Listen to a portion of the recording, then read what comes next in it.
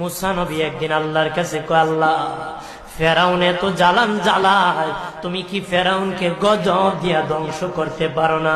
আমার আল্লাহ কয়, মুসা, আমি ফেরাউনকে 4টা কারণে গজব দেই না। কয় কারণে? ফেরাউনকে 4টা কারণে গজব দেই না। 1 নম্বর কারণ হলো, রে মুসা, সারাদিন ফেরাউন বলে আমি খোদা, আর রাত যখন হয়ে যায় জঙ্গলে যায় কল্লাম, আমি জানি তুমি খোদা, আমি খোদা না, কিন্তু আমারে মানুষ খোদা কইলে ভালো লাগে, খোদা কইলে ভালো লাগে। প্রভু, তাই তুমি বিরক্ত হইয়া আমার উপর গজব দিও না। আল্লাহ বলে, মুসা রে, ওই ফেরাউনের রাত্রির দুয়ার কারণে আমি আল্লাহ তার উপর গজব দেই না।